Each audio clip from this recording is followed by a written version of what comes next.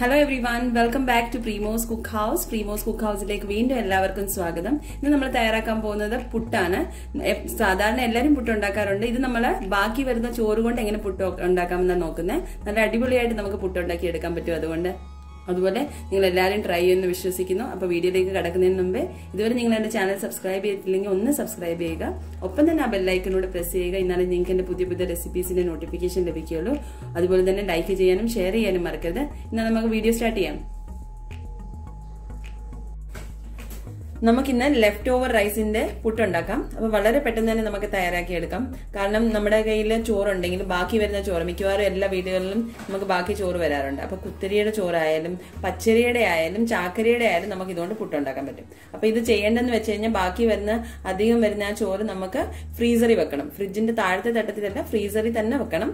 Overnight ഫ്രീസറിൽ വെച്ചിട്ട് പിന്നെ പിറ്റേ ദിവസം എടുത്ത് രാത്രിയിൽ വെളി വെക്കുക. ഫ്രീസറിൽ നമ്മൾ വെച്ച് ഓവർനൈറ്റ് നമ്മൾ ഫ്രീസറിൽ വെക്കത്തില്ല. അത് കഴിഞ്ഞ് പിറ്റേ ദിവസം രാത്രിയിൽ അത് ഏത് ദിവസം നിങ്ങൾക്ക് ഉണ്ടാക്കുന്നത് വെച്ചാൽ അന്ന് രാത്രിയിൽ അത് വെളിയിലെടുത്ത് വെക്കുക ചോറ് ഫ്രീസറിൽ നിന്ന്. എന്നിട്ട് ഓവർനൈറ്റ് ഫുള്ള് അത് അവിടെ തന്നെ ഇരിക്കട്ടെ. അപ്പൊ രാവിലെ ആകുമ്പോൾ ഇങ്ങനെ ചോറ് തണുത്ത് കിട്ടും, ഐസൊക്കെ മാറിയിട്ട്. ഇനി ഇതിനകത്ത് നിറച്ച് വെള്ളമാണ്, കാരണം നമ്മൾ ഫ്രീസറിൽ വെച്ചതല്ലേ. അപ്പൊ ഇത് ജസ്റ്റ് നമുക്കൊന്ന് പിഴിഞ്ഞെടുക്കാം. ഇതിന് മിക്സറിനകത്ത് അടിക്കണം. അതിനുശേഷം ഇതിന്റെ കൂടെ കുറച്ച് അരിപ്പൊടി ചേർത്ത് കഴിഞ്ഞാൽ നമുക്ക് നല്ല അടിപൊളി പുട്ട് തയ്യാറാക്കി എടുക്കാൻ പറ്റും. അപ്പൊ ആദ്യം തന്നെ നമുക്ക് ഇന്നത്തെ വെള്ളം ഒന്ന് കളഞ്ഞെടുക്കാം. ഇനി നമുക്ക് ഇത് ജസ്റ്റ് ഒന്ന് പിഴിഞ്ഞെടുക്കാം. നല്ല മോണക്ക് പിഴിയണം, കാരണം നമ്മൾ ഫ്രീസറിൽ വെച്ചല്ലേ. അപ്പൊ നല്ല മോണക്ക് ഇതിനകത്ത് വെള്ളമുണ്ട്.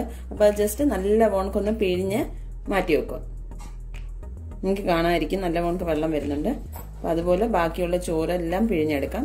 നിങ്ങളെല്ലാവരും ഇതൊന്ന് ട്രൈ ചെയ്ത് നോക്കാം. നല്ല റെസിപ്പിയാണ് കേട്ടോ. കാരണം എളുപ്പം തന്നെ നമുക്ക് പുട്ടുണ്ടാക്കാം. നല്ല ടേസ്റ്റുള്ള പുട്ടാണ്. ഇതിന്റെ കൂടെ പയറുകറിയുടെ ഉണ്ടെങ്കിൽ അടിപൊളി കോമ്പിനേഷൻ. അപ്പൊ എല്ലാവരും ട്രൈ ചെയ്യുമെന്ന് വിശ്വസിക്കുന്നു. നല്ല മോണക്ക് ഞാൻ ഇതെല്ലാം ഒന്ന് പിഴിഞ്ഞെടുക്കട്ടെ. അങ്ങനെ ഞാൻ ചോറിന്റെ വെള്ളം എല്ലാം കളഞ്ഞെടുത്തിട്ടുണ്ട്. ഇനി നമുക്ക് ഒരു മിക്സറിന്റെ ജാറിനകത്തേക്ക് ഇട്ട് ഇതൊന്ന് പൊടിച്ചെടുക്കാം. ഇതിന്റെ കൂടെ തന്നെ നിങ്ങൾക്ക് വേണമെങ്കിൽ ഒരു 2-3 ടേബിൾ സ്പൂൺ അരിപ്പൊടിയൂടെ ഇട്ട് വേണമെങ്കിലും പൊടിക്കാം. പക്ഷെ ഞാൻ അങ്ങനെയല്ല, ഇത് ആദ്യം പൊടിച്ചെടുത്തിട്ട് പിന്നെ അതിന്റെ കൂടെ മിക്സ് ചെയ്യുന്നേ ഉള്ളൂ. അപ്പൊ നമുക്കിത് മിക്സറിന്റെ ജാറിനകത്തേക്ക് ഇട്ട് കൊടുക്കാം. മൊത്തം ഒരുമിച്ച് പറ്റത്തില്ല, കുറച്ചിട്ട് നമുക്ക് പൊടിച്ചെടുക്കാം. അപ്പൊ ജസ്റ്റ് ഒന്ന് പൊടിച്ചെടുത്തതിന് ശേഷം ഞാൻ നിങ്ങൾക്ക് കാണിക്കാം. അങ്ങനെ മിക്സിയിലിട്ട് ഞാൻ നല്ല പോണക്ക് നമ്മുടെ ആ ചോറ് പൊടിച്ചെടുത്തിട്ടുണ്ട്. നിങ്ങൾക്ക് കാണാം നല്ല പോണക്ക് പൊടിഞ്ഞെടുക്കിട്ടിട്ടുണ്ട്. നമുക്ക് ഒരു കുഴപ്പമില്ല, കാരണം നമ്മൾ വെള്ളം പിഴിഞ്ഞ് കളയത്തില്ലേ. അതുപോലെ തന്നെ ഫ്രീസറിലും വെക്കുന്നതുകൊണ്ട് നല്ല പുട്ടുപൊടി പോലെ തന്നെ കിട്ടും. ഇനി ഇതിനകത്ത് നമുക്ക് 2 ടേബിൾ സ്പൂൺ പുട്ടുപൊടി അല്ലെങ്കിൽ ഏത് അരിപ്പൊടി ആയാലും കുഴപ്പമില്ല, 2 ടേബിൾ സ്പൂൺ അരിപ്പൊടിയോടെ ചേർത്ത് കൊടുക്കാം. ഇപ്പം നിങ്ങൾ ഇതിൽ കൂടുതൽ ക്വാണ്ടിറ്റി ഉണ്ടാക്കുവാണെങ്കിൽ അത് കൂടുതൽ ഇച്ചിരി അരിപ്പൊടി ഇട്ട് കൊടുക്കണം. അപ്പോൾ 2 ടേബിൾ സ്പൂൺ അരിപ്പൊടി ഇട്ട് കൊടുത്തിട്ടുണ്ട്. കുറച്ച് ഉപ്പൂടെ ചേർത്ത് കൊടുക്കാം. കുറച്ച് ഉപ്പൂടെ ചേർത്ത് കൊടുത്തിട്ടുണ്ട്. ഇനി നമുക്ക് നല്ലവണ്ണം മിക്സ് ചെയ്തെടുക്കാം. ഇപ്പൊ നിങ്ങൾ ചോറുണ്ടാക്കുമ്പോൾ ചോറിനകത്ത് ഉപ്പ് ചേർക്കുമെങ്കിൽ ശ്രദ്ധിച്ച് ചേർക്കുക, അല്ലെങ്കിൽ ഉപ്പ് കൂടിപ്പോവും. അപ്പൊ നല്ലവണ്ണം ഉപ്പൂടെ ചേർത്ത് നമുക്കിതൊന്ന് മിക്സ് ചെയ്തെടുക്കാം. അങ്ങനെ ഉപ്പ് ചേർത്ത് ഞാൻ നല്ലവണ്ണം മിക്സ് ചെയ്തെടുത്തിട്ടുണ്ട്. നിങ്ങൾക്ക് കാണാം. അതുപോലെ അരിപ്പൊടി ചേർക്കുമ്പോൾ ഒരുപാട് അങ്ങ് ചേർക്കരുത്, അപ്പൊ നമ്മുടെ പുട്ട് ശരിയാവത്തില്ല. കുറച്ച് അരിപ്പൊടി മാത്രം മതി. അപ്പൊ അത് ചേർത്ത് നല്ലവണ്ണം നമുക്ക് മിക്സ് ആക്കി ഇട്ടിട്ടുണ്ട്. ഇനി നമുക്കിത് പുട്ട് തയ്യാറാക്കാം. ഇനി നമുക്ക് നമ്മുടെ പുട്ടുകുറ്റിക്കകത്തേക്ക് തേങ്ങ ചേർത്ത് കൊടുക്കാം. ഞാനിവിടെ എടുത്തേക്കുന്ന ചെറിയ പുട്ടുകുറ്റി, നിങ്ങളുടെ കയ്യിൽ ഏതാ ഉള്ളതെന്ന് വെച്ചാൽ അതനുസരിച്ച് ചേർക്കും. അല്ലെങ്കിൽ ഇഡലി പാത്രത്തിലായാലും നമുക്ക് തയ്യാറാക്കി എടുക്കാം. അപ്പൊ ഇതിനകത്തേക്ക് ഞാൻ ആദ്യം തന്നെ കുറച്ച് തേങ്ങ ഇട്ട് കൊടുക്കാൻ പോവാം. ഇനി നമുക്ക് നമ്മുടെ പുട്ടുപൊടിയോടെ ചേർത്ത് കൊടുക്കാം.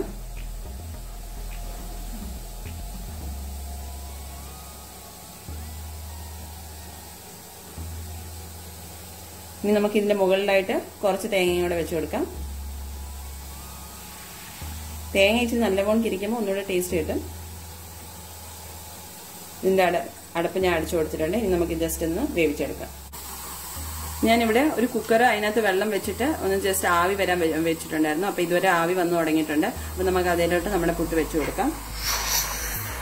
ഇനി നല്ല പോണക്ക് ഒരു ആവി വരുന്നിടം വരെ നമുക്കിതൊന്ന് വേവിച്ചെടുക്കാം. അങ്ങനെ നമ്മുടെ പുട്ട് ഇവിടെ റെഡി ആയിട്ടുണ്ട്.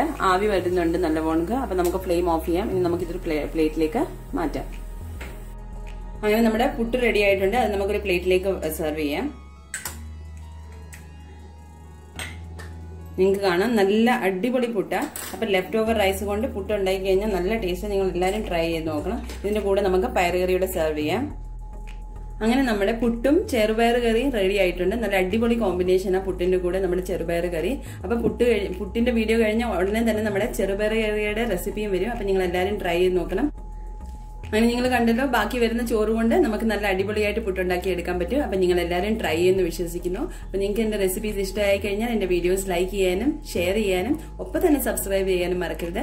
ഇന്ന് വീണ്ടും അടുത്തൊരു അടിപൊളി വീഡിയോ ആയിട്ട് കാണാം. അതുവരെ എല്ലാവർക്കും ബൈ, ടേക്ക് കെയർ.